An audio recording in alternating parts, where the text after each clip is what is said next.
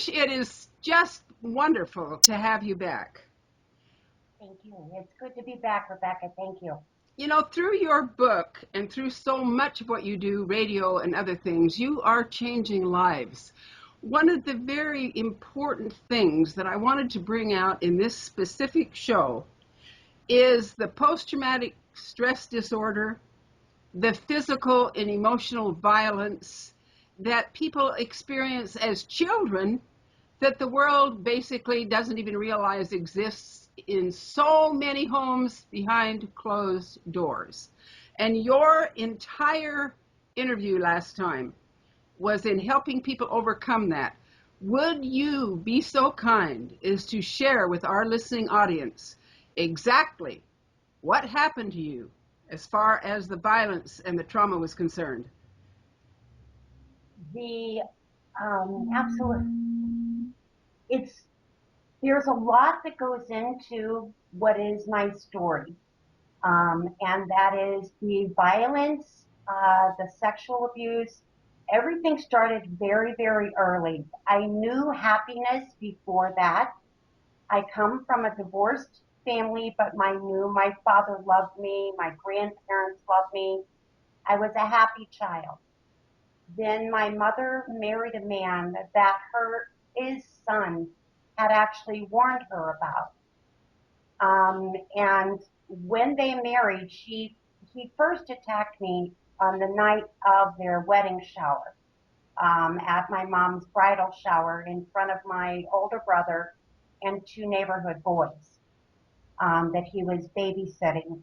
Uh, when 2 weeks later, I'm sitting in the church pew and my mother says, "I do" to this man. And he had hurt me very badly that night. There was never anything gentle. Sometimes predators can be gentle because they talk about grooming, how they want to make the child feel comfortable. And then they start involving them in different acts. Well, this is a different kind of instant trauma as a form of intense fear.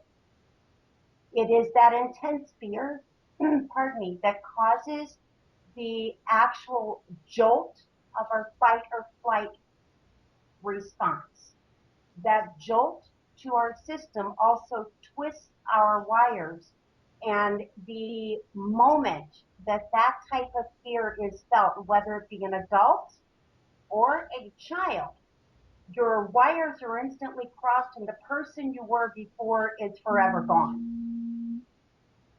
The aftermath of that is that anytime you are reminded about something as a violent situation or as a sexual assault or as even an act of terror, as in 911 or any other catastrophe, when we're reminded of that, a certain smell, a color, a movie, a radio program, we are instantly jolted into a hyper response because we can't run, we can't fight back. All we can do is be afraid. And that intense fear stays with you. It doesn't go away just because the problem does.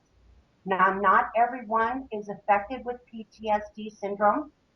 In some children, they have started looking at hyper ADHD, hyper ADHD as being an early sign of early onset PTSD rather than the hyperactivity disorder that they've claimed before.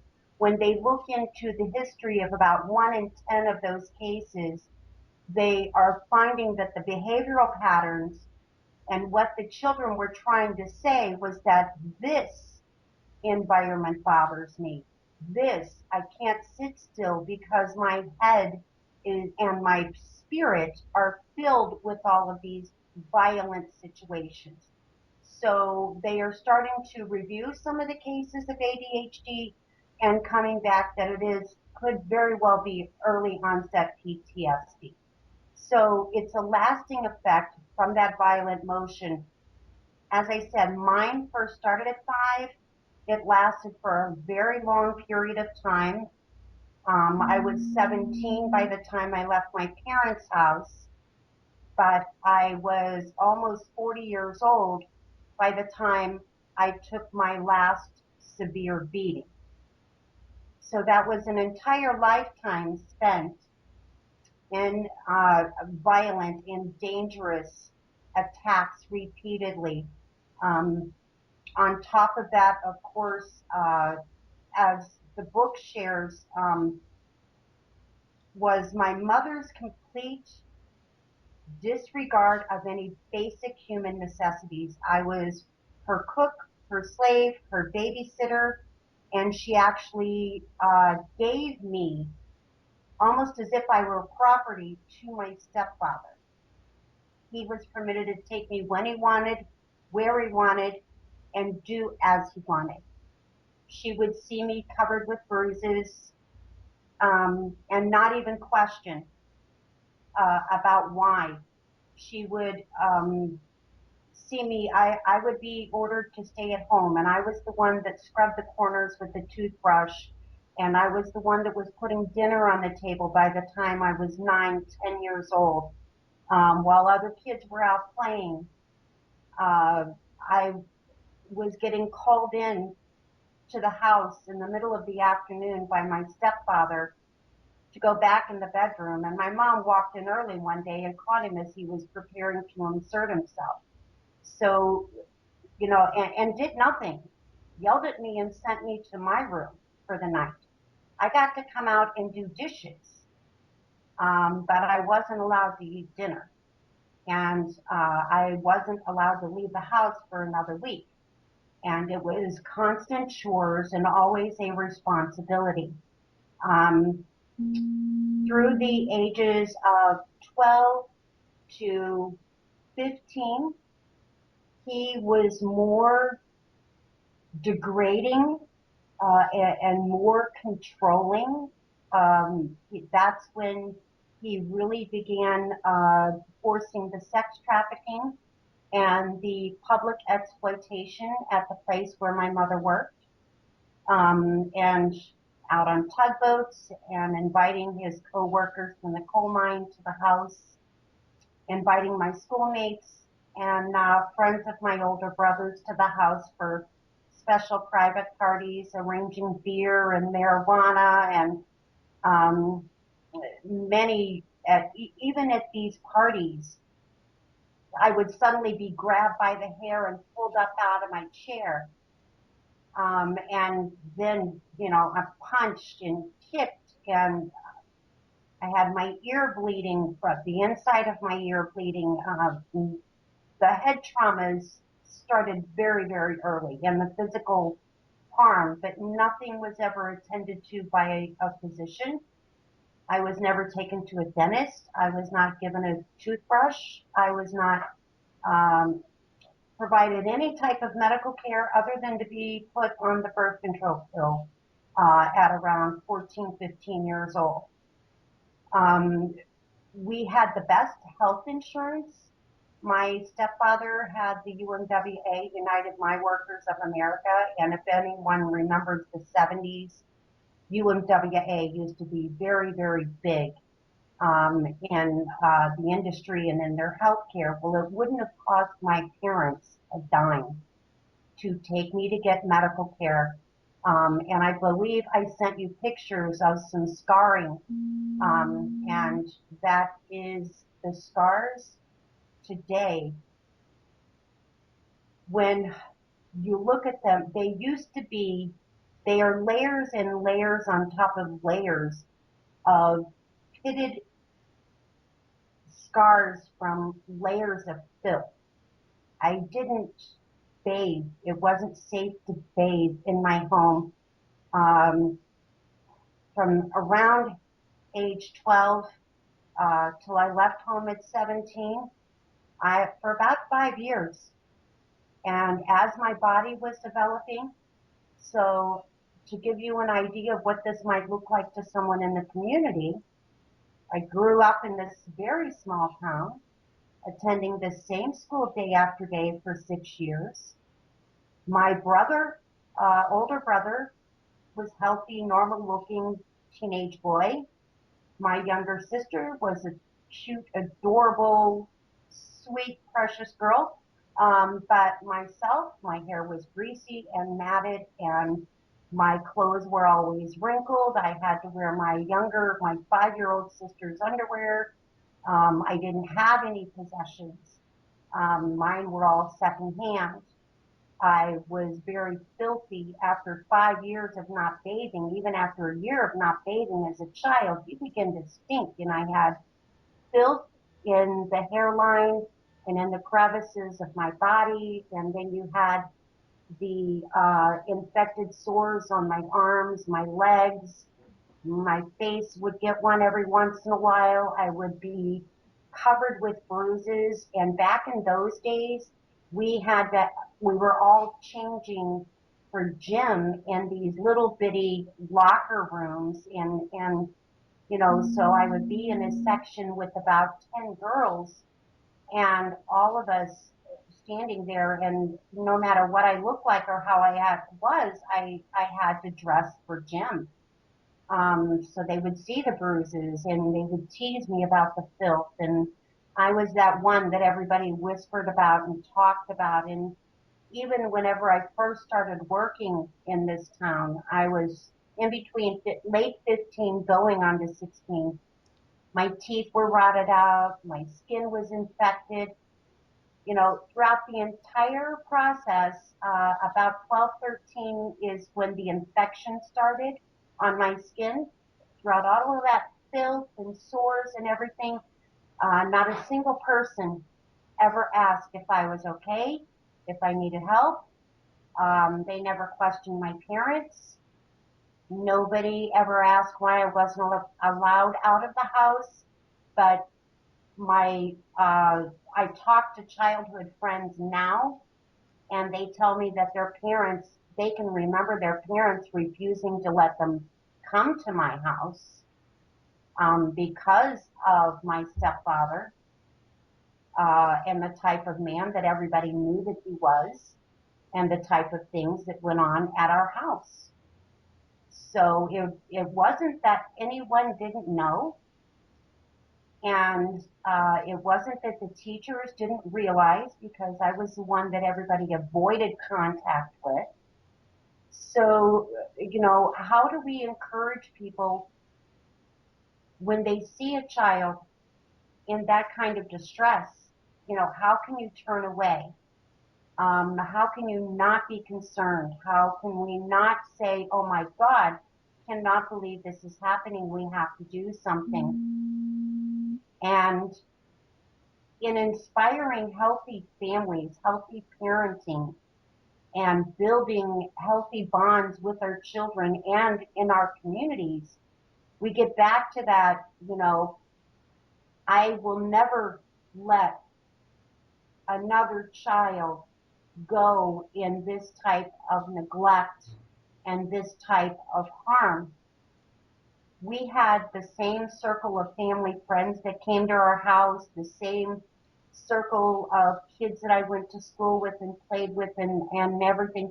So it was a very public knowledge, and that is what the biggest part of my justice did, was it gave me back my voice and a chance to share how it felt to be me. I personally know of cases where women have escaped from men that have a criminal record Yes. and taken their children, in the case we're talking about, 3 little girls, and yet when they ended up going to court to get a divorce, the court gave the custody of the children back to the man with the criminal record because he had money and she didn't have Yes. any money. She And this, could not. Yep, it happens. I have so many families that reach out to me and say, they took my kids, they won't help me protect my daughter or my child or my son from having to associate with his abuser. We left this person because they were so extremely violent to me. They hurt the children. Now there's sexual abuse, and my kids are in therapy, but yet family court is still telling me that beyond everything else, they must open up visitation and, in many cases, even custody to that abusing party. The sad part of that is because it used to be used as a tool in divorce for custody cases. When we started addressing the seriousness of this was back in the 80s when the Child Protection Act came into play. It was then that mothers would take and claim falsely or put leading ideas and make it much worse than it actually was. Well, then family court was being blamed for always giving custody to the mother and not giving custody to the fathers at all. So they had to find a medium. So they created this guide for the social service directors to learn. And in that guide, above all else, is to keep constant reunification of the family. In other words, the children absolutely must go with the person who can provide food, shelter, clothing. If mom is living in a car, and even though dad may even have allegations of sexual abuse, they would rather put him in that home with that sexual abuser with monitoring, quote unquote, rather than leave them with mom, because then they are becoming the state's problem if they are with a homeless mother who cannot physically provide for her children. Well, you mentioned in your last interview how you had to carry the burden of not having a place to live and the whole Yes. family would fall apart if you didn't tolerate the abuse. And this is the same in fundamentalist polygamy. Oh, If anybody knew how many children, how many wives dad had, the children were literally born for the welfare check. If anybody knew anything about us, dad was so afraid of going back to prison, we were forced all the time to say nothing about our family. So if anybody said anything about our family or asked questions, we were afraid of them. We couldn't associate with them. For right. fear they would find out about the degrading circumstances under which we lived. And a lot, I was watching your interviews on the polygamy, and I cannot even imagine. But as you said, it's what we grow up in. Right. You're born into it. So finding out about sexual abuse, that is one of the key manipulations to either grooming, to where they keep the child very happy, they buy them all kinds of presents, they treat the family very well, but then you've got those paybacks. The child's got to return that gratitude. Then you have, on the other hand, where it's just out and out assault and rape, and with violent tendencies. It's wrong. And if the kids feel so wrong and they want to say that it's by God's creator's wishes that we interact sexually with our children, then why did God give our children a preset timer as to when they would be prepared to have sex or even get acquainted with it? Mankind has frequently, throughout recorded history, blamed God for his own behavior. Oh, yes, Oh, yes, yes. So if God can't be spelled with two O's, meaning it's a humanitarian good for all concerned, then God has nothing to do with it. oh, I like that. You today, now, spend your time and dedication selling your book, doing radio shows, and doing everything that you can to stop other children from Yes, experiencing the post-traumatic stress disorder, the pain, the shame, the degradation. And when I say shame and degradation, because those of us who were mistreated in any and every way were always blamed for it. yes, The blame for victimization is the shame of the perpetrator. And yes, this we must teach. Absolutely.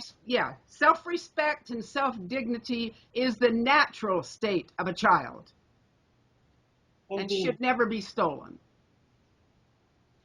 Tell us what you're doing, Trish, to help people comprehend the depth of this problem. I am so grateful that over the past 2 years, I have gained so many friendships and support persons. Um, Michael Madison is a great watercolor artist who helped me do the idea and the art uh, art awareness that is on our website, Butterfly Dreams Abuse Recovery, where we have information taken from a survivor for people to understand about prevention. What do you look for that you wouldn't ordinarily suspect? These are other things. On the Child Abuse and Relationship Violence page and the Family Terrorist Act, or Family Crimes Act, I'm sorry, and the terroristic abuse information, as well as speaking and book signings and those kinds of things. Dana Pfeiffer is a nonprofit director for Grounds of Grace in Springfield, Illinois. She goes into people's houses today and finds young victims still being trafficked by their family. She's got them as young as 2 years old and as old as 68, blind, handicapped, because the disabled are very much dependent upon the others around them for care as well. And they fall very high in the victims of prey because they don't understand, even more so than normal, healthy developing children. So she goes around and she helps these victims of trafficking. They've got a full family services provision system. So she's with me in this legislation and speaking events at the University of Illinois. Lisa Chilton is the legal advocacy director for Violence Prevention Center, and she is the director for the Domestic Violence Offender Reform Program, where I speak at as part of the panel member. She is also with me. We are introducing and actually Assistant Attorney General Jessica O'Leary is right now reviewing my 5 years of collected research and data and studies and statistics and confirming the statutes that are already written to see how we can adapt them to make sure that we not only prosecute family offenders and encourage our children to be protected under the laws, but we want to deter them. We want to help heal parents that suffer from past trauma. We especially want to give a voice to men. They haven't been heard in decades, while women have had all this support. So we want to give a voice to male victims that have not had a chance to speak. Help them realize that they don't have to be either violent or happy. They can actually be calm, peaceful, and supportive persons and parents. So they don't have to be drinking. They don't have to do drugs. They can actually grow as a family, learn how to play board games and watch movie night and go for a drive, go spot out the coolest house in town, whatever it is that makes your family healthy. But it's healing families and inspiring communities to do a greater good. And with that was the creation of the Family Crimes Act and getting our legislation looked at. And so that is a lot of personal mentoring with clients that I do today. They've either got my phone number or they contact me on social media. I've been doing that for over 4 years now, personally with them. You mentioned a list of things to look out for. Yes. Would you mind sharing some of those things with our listening? Absolutely. One of the things that, wants to stick in your head right away is inappropriate sexual knowledge. When we were talking about what a 5-year-old opposed to a 12-year-old should know and how they feel about sex. If a 5-year-old is playing with their dolls or their G.I. Joes, or they are playing with other children and it involves sexual knowledge or sexual games, that is most definitely a red flag. That child had to be taught that. They had to see it on a movie or they had to be taught that. So somewhere along the line, there's some inappropriate content with sexual knowledge. Um, Also is, how do they react when they are around certain people, even if it's a person in the family? If how do they interact with mom compared to dad?